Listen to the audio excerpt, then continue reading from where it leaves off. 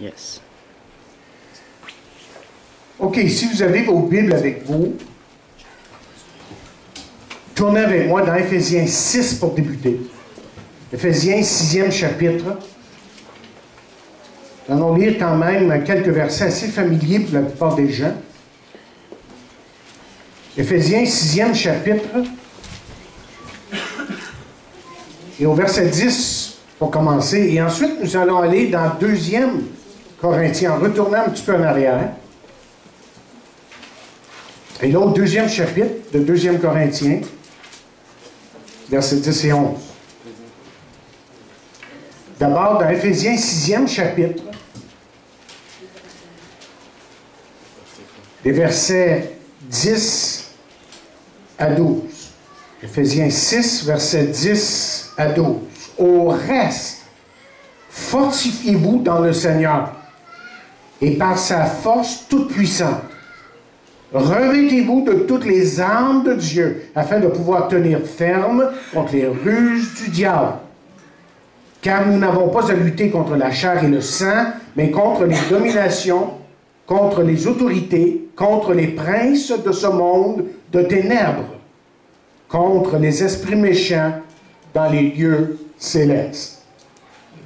2e Corinthiens, maintenant, 2e chapitre, et nous lisons au verset 10 et 11, ces paroles de Paul qui dit « Or, à qui vous pardonnez, je pardonne aussi.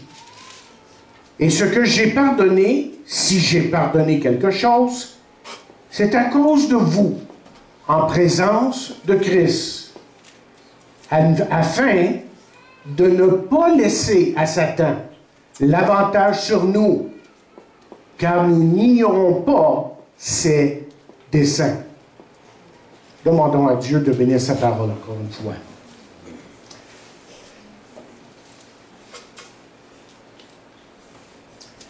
Notre Seigneur et Dieu Tout-Puissant, nous sommes encore une fois devant ta parole. Et nous savons que cette parole-ci, qui est devant nous,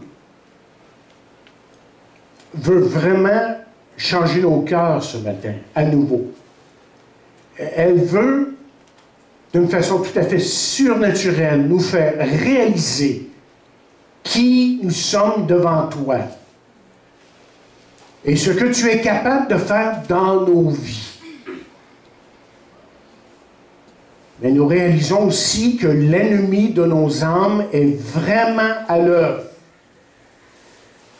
et qu'il est capable de grandes choses, de détruire bien les choses. Alors si ce matin nous sommes devant toi, c'est pour que tu puisses nous instruire par ton Saint-Esprit, que tu nous éclaires et que tu nous fasses comprendre des choses pour que nous sachions reconnaître les œuvres et les actions de l'ennemi autour de nous, mais pour que nous soyons capables aussi de recevoir de toi. Parce que tu veux guérir ces cœurs brisés, ces émotions endommagées. Tu veux, Seigneur, venir à notre secours et en même temps nous donner cette relation de tous les jours qui est réelle et qui est vraie. Donc, je prie que tu disposes les cœurs de tous et chacun ici ce matin et que nous saurons vraiment recevoir de toi.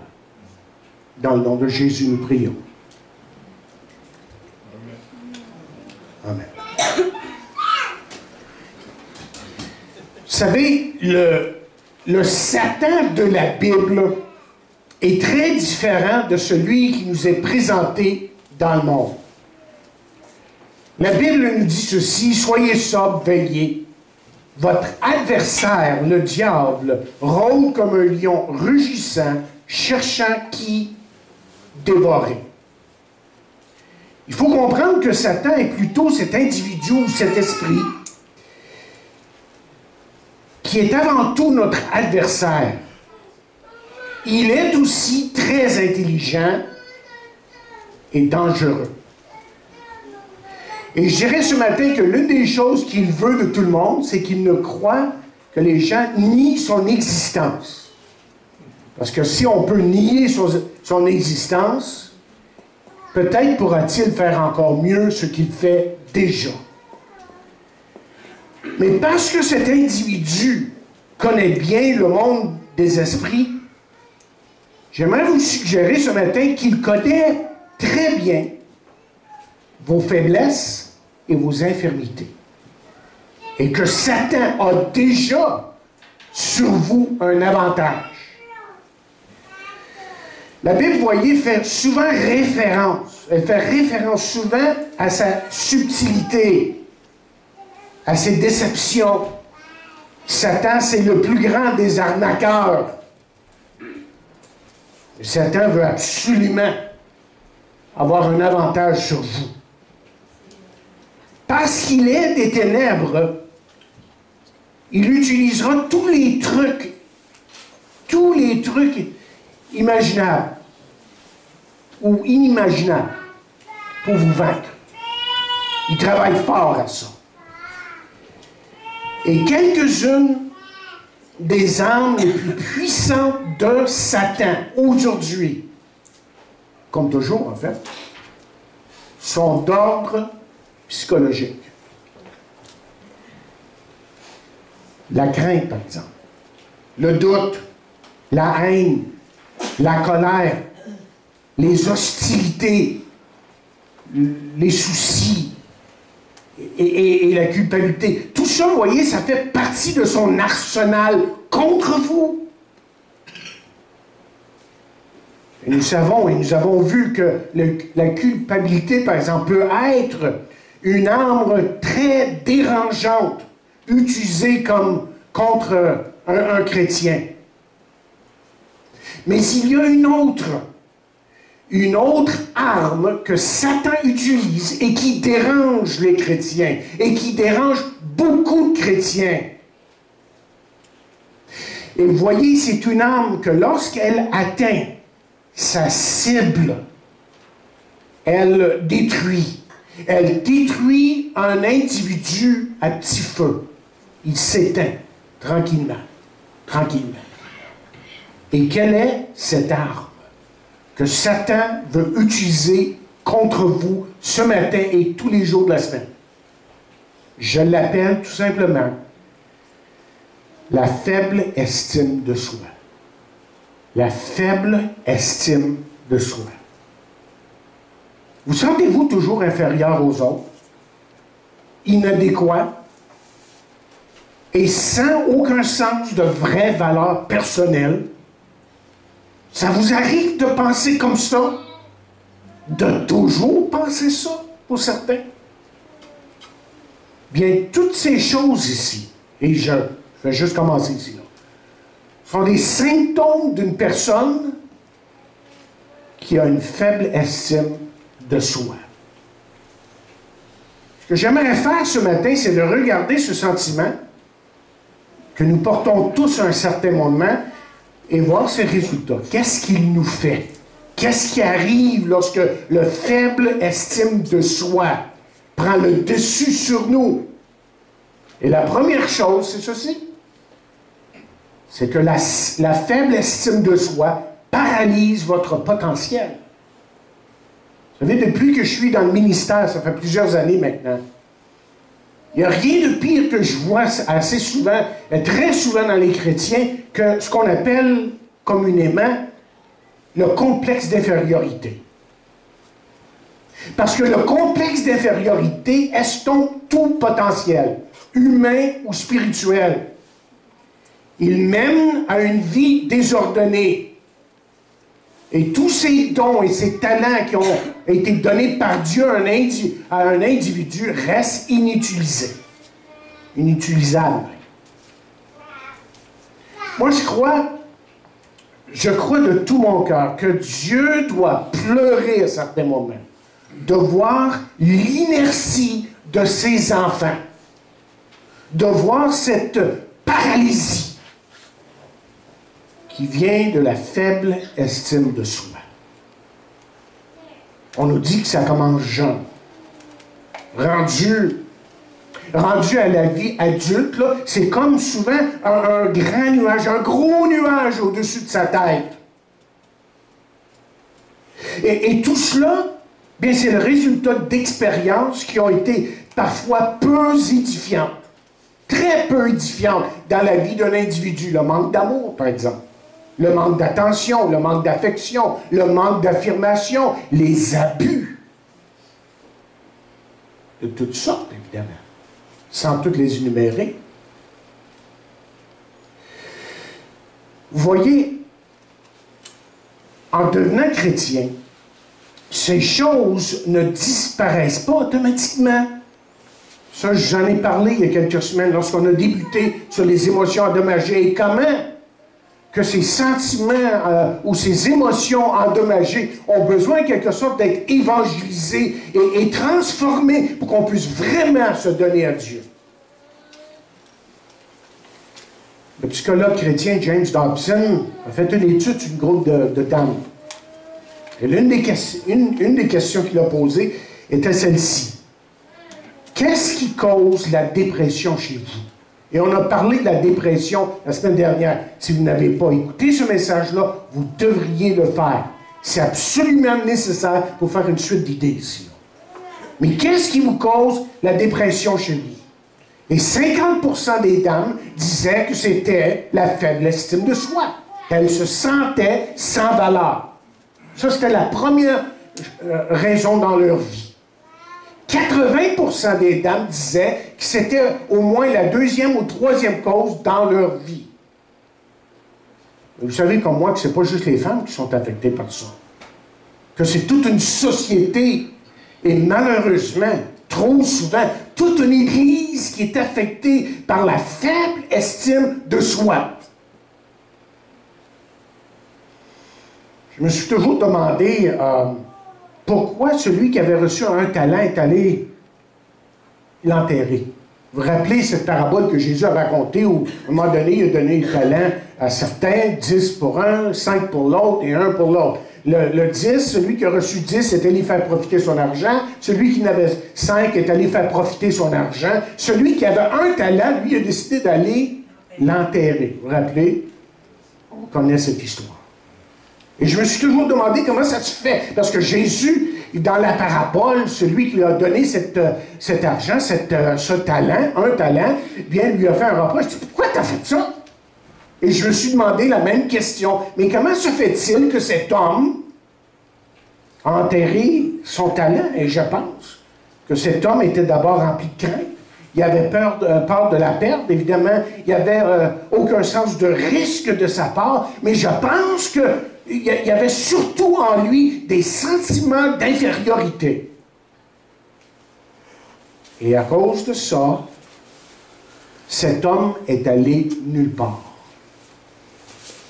Et voilà, voyez ce que Satan voudrait pour vous, en tant que chrétien. C'est que vous n'alliez nulle part. Et voilà ce que Jésus voudrait faire pour... Ce que Satan voudrait pour cette Église, évidemment. Qu'elle n'aille nulle part. Il y a beaucoup de nulle part avec lui. Il travaille beaucoup pour qu'on soit nulle part. Ça, c'est le travail de Satan. Que la faible estime de soi paralyse votre potentiel en tant qu'individu, mais elle peut aussi paralyser le potentiel qui se trouve dans cette Église, l'Église elle-même. Mais la deuxième chose, c'est que la faible estime de soi détruit vos rêves. On lit justement dans la Bible. La version Darby dit « Mon peuple périt faute de vision ». Ce que vous devez réaliser, c'est que Dieu a un plan pour vous. Dieu a un plan pour votre vie. Il ne vous a pas placé sur la terre pour être un rien. Pour que vous passiez le temps. C'est pas pour ça qu'il vous a créé. Il vous a créé pour une raison valable. Pour le servir, pour être utile. Seulement, si vous avez une mauvaise vision de vous-même, une perception de vous-même, là, mais vous ne pourrez pas rentrer, en quelque sorte, dans ce plan. Utilisons un exemple. Souvenons-nous d'Israël, du peuple d'Israël. Dieu les a fait sortir de l'Égypte. Dieu leur avait promis un pays où coule le lait et le miel. Et après plusieurs années de marche, on se rappelle qu'ils ont envoyé 12 espions dans le pays, pour explorer le pays. Et ces espions sont revenus là, attestant que le pays, effectivement, était exactement ce que Dieu leur avait dit. Il était beau, il était merveilleux, le lait et le miel coulaient. Seulement, il y avait un problème. Vous savez c'est quoi? Il dit, nous sommes des sauterelles à leurs yeux. Vous savez, vous ne pouvez pas avoir de plus mauvaise image de vous-même que de penser que vous êtes une sauterelle. Mais j'ai l'impression à certains moments que certains se conduisent comme s'ils étaient des sauterelles, qui n'avaient pas plus de valeur que ça. Mais on se rappelle aussi qu'il y avait deux hommes qui ont vu la même chose, mais qui ont fait une conclusion qui était tout à fait différente. C'est-à-dire que leur perception était différente. Et ces hommes n'avaient définitivement pas de théologie de sauterelle. C'était pas leur théologie, ça. Non, ils ont dit, l'Éternel est avec nous, ne les craignez pas. Et le peuple d'Israël, en tout cas pour un temps, le peuple d'Israël est tombé dans le piège de la faible estime de soi. Et vous savez pourquoi? Ils sont tombés dans la faible estime de soi parce qu'ils ont oublié à qui ils appartenaient.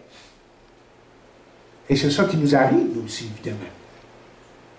Et c'est évident, chers amis, que dans l'histoire d'Israël et à travers l'Ancien Testament, la Bible dit que ces choses ont été écrites pour notre instruction, qu'on peut retirer plusieurs leçons.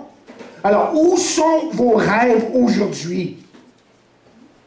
Je vois tant de chrétiens qui subissent, ou tant de chrétiens qui s'abaissent, et ça, vous savez, on le fait même au nom de Jésus.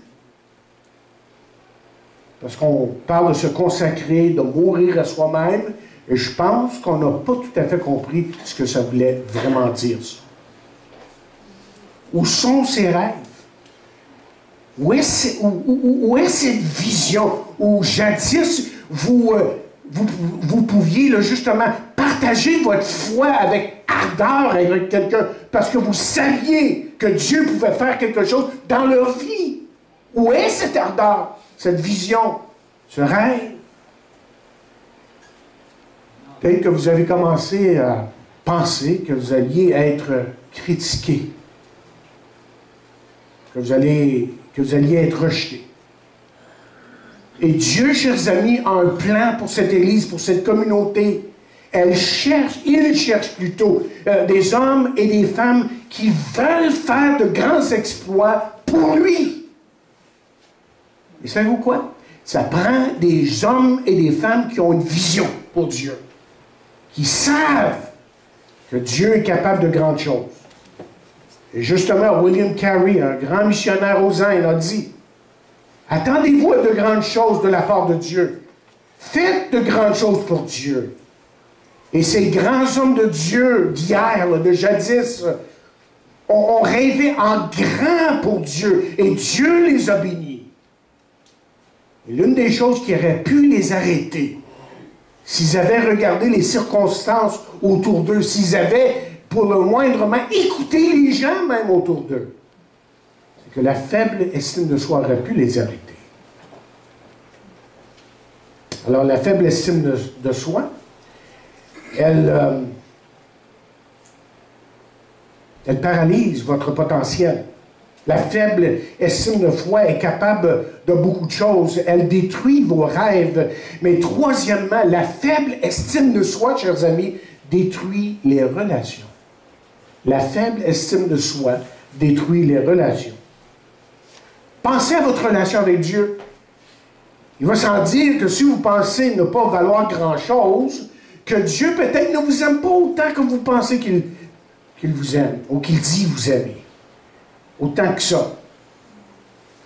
Comme quelqu'un écrit, si le dessin n'est pas correct, se peut-il que c'est la faute du dessinateur?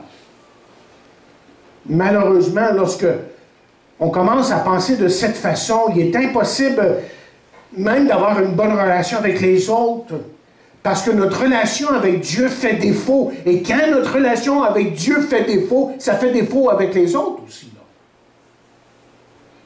Okay? Jésus a dit que nous devrions nous aimer les uns les autres comme on s'aime soi-même. Donc on voit comment un affecte l'autre. Et on demande peut-être aux gens autour de nous de faire quelque chose qu'on ne fait pas. Et en fin de compte, ce qui arrive, c'est la confusion totale dans notre relation avec le Seigneur et avec les autres. Il semble que nos relations sont toutes mélangées, on est tous confus, on ne sait pas comment se conduire, comment aimer, comme on devrait aimer, et tout le reste. La faible estime de foi, voyez, a fait son travail. Tranquillement. Elle tue. Elle tue. Elle tue.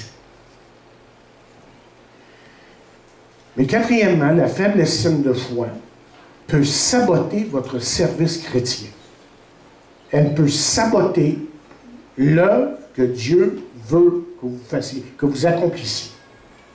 Et quel est le plus grand obstacle qui empêche les gens à vraiment servir dans le corps de Christ? Et ça, il faut le mettre localement, mais dans leur église locale, et vraiment se mettre à servir Dieu. Mais c'est la faible estime de soi. Laissez-moi vous l'illustrer. Quelle est la première chose que les gens disent lorsque le pasteur demande, par exemple, à quelqu'un de s'impliquer dans l'église? La chose que j'entends souvent, « Ah, je suis trop gêné. » Ou « je ne suis pas capable. » Que ce soit pour la réunion des dames, l'école du dimanche ou autre. Et c'est incroyable comment que je vois les gens qui aiment s'abaisser quand en réalité, s'ils réaliseraient ce que Dieu est capable dans leur vie, qu'ils ont tout en fait pour réussir. Ils ont absolument tout pour réussir parce qu'ils ont Dieu sur leur côté.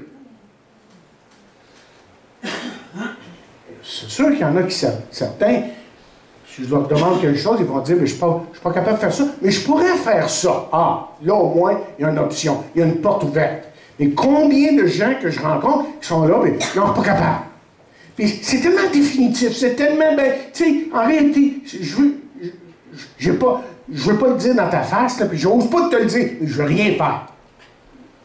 Et on est devenu, et ça c'est pas dans mon message, mais on est devenu, je réfléchissais après, ce matin, comment qu'on est devenu une société de consommateurs, même dans l'Église. Sers-moi, puis si ça fait mon affaire, me rester. C'est ça l'Église aujourd'hui. C'est plus de servir, c'est plus de s'impliquer, c'est plus vraiment de faire partie pour que l'Église puisse grandir. C'est, je ne sais pas si tu fais mon affaire. Si tu fais mon affaire aujourd'hui, me rester, peut-être revenir la semaine prochaine, mais la semaine prochaine, je ne suis pas sûr. Parce que, aïe, donne-moi. C'est plus donné. Comme Christ s'est donné lui-même à la croix, on se donne. Et c'est là qu'on trouve plaisir dans notre relation avec Dieu. Avez-vous remarqué dans la Bible que Dieu n'utilise jamais les superstars?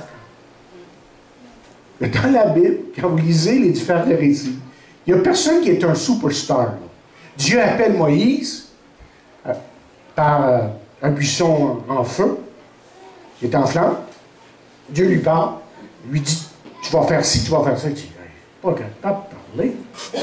Demande-moi pas cette affaire-là, voyons donc, je suis pas capable de parler. Je suis pas capable. Dieu a pris contrôle de sa vie et Dieu a fait de grandes choses à travers lui.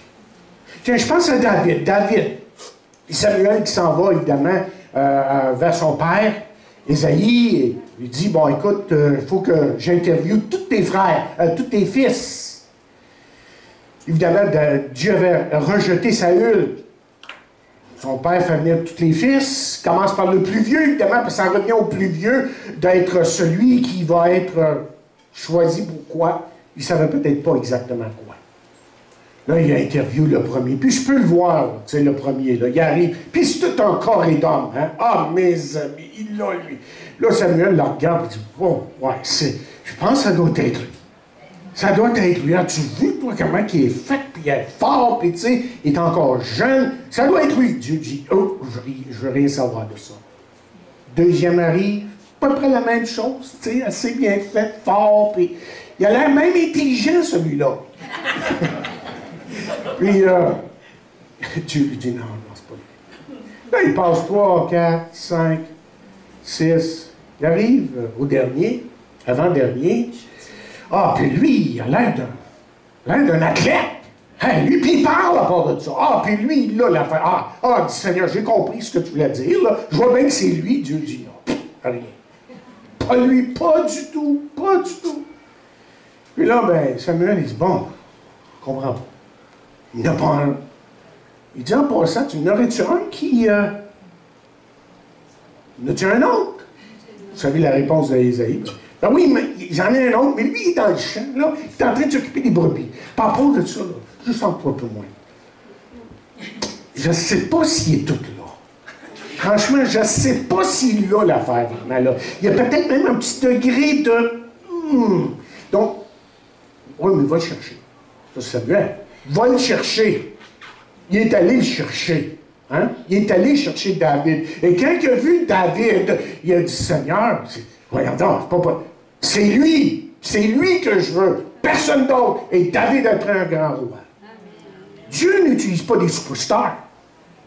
Il utilise des hommes qu'il prépare lui-même. Et s'il y a quelque chose qui fait plaisir à Dieu, c'est de prendre des vies qui sont toutes de travers, chers amis, et de vraiment les changer, les transformer. Et ça peut être vous ce matin. Arrêtez de vous écouter. Arrêtez d'écouter la voix de l'ennemi et de ce monde. Laissez Dieu vous parler et vous diriger. Paul a dit, c'est lorsque je suis faible que je suis fort. Pas à cause de moi-même, mais à cause de Christ, évidemment. J'ai lu une histoire en quelque part. Je ne me rappelle pas où j'ai lu ça, pour peau d'un Indien aux Indes. Je ne sais pas si vous l'avez déjà entendu. Il vendait des oiseaux. Toutes sortes d'oiseaux. Mais là, il y avait des oiseaux ce jour-là. Ils les avaient attachés. Il avait attaché une patte à chacun des oiseaux. Puis là, les oiseaux, eux, ils tournaient autour du poteau. Chose comme ça. Tournaient. Un pied attaché. Puis ils tournaient. Puis ils tournaient. Puis là, à un moment donné, il y a un hindou qui arrive. Puis il dit, je vais toutes les acheter. Le monsieur était tout à fait... l'Indien était tout à fait surpris. Ben, si tu veux les acheter, c'est bien correct. Donc, l'hindou, il prend tout. Puis il dit, ah oui, je veux te dire, là, avant... Et que tout de suite, après que je les ai achetés, là, je vais les laisser douces. Ah oui? Fais ce que tu veux. D'abord, tu me payes. Donc, il paye les oiseaux. Il les détache un après l'autre. Et puis là, il leur donne quelques coups de pied aux oiseaux. Puis les oiseaux continuent à tourner en rond. Qu'est-ce qui se passe? J'essaie de les libérer. Ça prend d'autres coups de pied, continuent à tourner en rond. Ainsi en est-il de beaucoup de gens. Oh, wow. Et ici en est-il de beaucoup de chrétiens. On est toujours en train de tourner en rond, on va nulle part, incapable de se lever et de réclamer, de vraiment réclamer ce que Dieu a déjà fait dans notre vie. Il nous a donné la victoire. Il a vaincu le monde. Et ce monde est partout. Mais celui qui est en nous est plus grand que celui qui est en dehors de nous. Dieu a quelque chose de mieux pour nous. Alors, je dois terminer. Et pour terminer, j'aimerais vous dire que la prochaine fois, ce que nous allons faire, c'est que nous allons regarder aux 4 choses qui nous aident à former l'image, une image qui est saine, à former l'image que nous avons de soi. Deuxièmement, nous allons corriger ces concepts de beaucoup de chrétiens qui pensent bibliques, mais qui sont tout à fait contraires. Comment comprendre, par exemple, les paroles de Paul lorsqu'il dit « Je suis crucifié avec Christ ». Ça veut dire quoi, ça, exactement? Et enfin, je vais vous expliquer comment vous pouvez avoir une image qui est saine de vous-même et comment vous pouvez aider d'autres à avoir une bonne image d'eux-mêmes, et en particulier vos enfants. Et comment que vous pouvez trouver votre identité en Jésus-Christ. Parce que c'est lui, voyez, en fin de compte, qui fait la différence. Après que tout sera dit et fait, après qu'on aura tout expliqué, que ce soit sur les émotions endommagées ou quoi que ce soit, c'est Jésus qui intervient. C'est Jésus qui veut venir dans votre vie et vraiment, mais vraiment la changer une fois pour toutes.